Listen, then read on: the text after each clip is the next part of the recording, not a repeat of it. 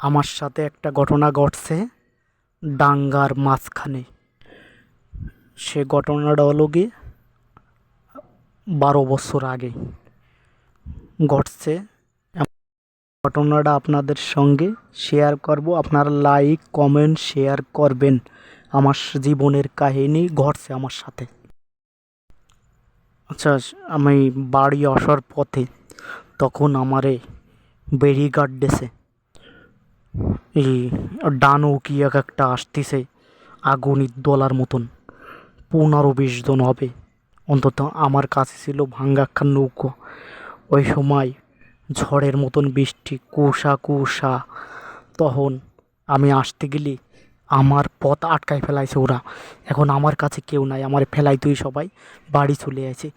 আমি ওই রাত 10টার সময় ডাঙ্গায় একা বিলি একা থাকার পরে আমার উপর আক্রমণ চালাইছে।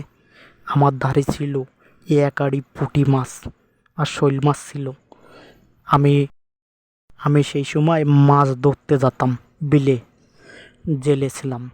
পরে ধরলে ওরা ওই মাছের দিকে আক্রমণ চালাইছে। আমি বলছি কি, আমি জীবিত থাকতে তোকে মাছ একটাও খাইতে দেবো না, একটাও পারবি না। মায়ের দোয়া ছিল, একটা মাছও খাতে পারি নেই।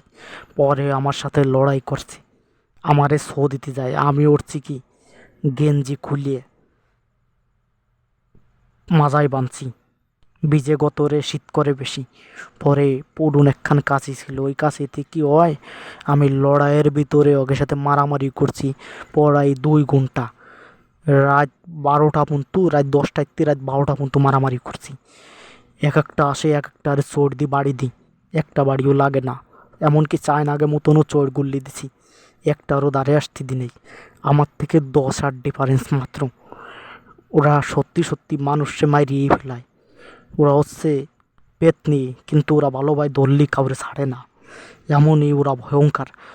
চোখ কেমন জনি পোকের মতন আগুন, এই আগুনের মতন জ্বলতেছে। চোখের দিক তাকায় দেখলাম, তাকানোর পরে আমি বাদি আর আমার পিছনে শো মারে। আমায় এসে ওই মারা একটা কারণ মনে উঠলো কি, আমি একেদার থেকে বাইশ একেদার থেকে বাঁচতে হলে আমার এর ভিতরে, এই সময়ের ভিতরে মারামারি করে ফাইট করি, ওকে ভিতরের থেকে লড়াই করে চলে যেতে হবে।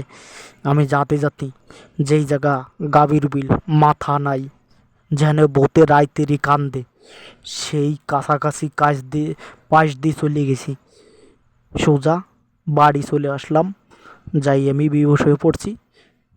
কিছু লোক ছিল মাথায় গাছের নৌকো, তারা গাছ লাগাইছিল, কদু গাছ, কুমড়ো গাছ, ওয়ে দেখতে আসলো। পরে আমারে দেখিয়ে দেহে চিনতে পারছে, কেডা তুই অমুক না? আমি জি হওয়া ভাই। পরে আমি তাকে গাছের নৌকোয় যে বেহুশ হয়ে পড়ছি। পরে সকালবেলা আমার রাইতের ঝাড়া পোছা দিয়ে নিয়ে এসে, পরে সকালবেলা ঘুমের থেকে উঠে আইছি। পরে আমি নৌকোখান আনতে গেছি। আমারে ভালো ধরা ধরছিল 20-15 জন, কঠিন ভয়ঙ্করী বিলে। এ যদি কেউ একা থাকতো তারে মাইরিয়ে ফেলাতো।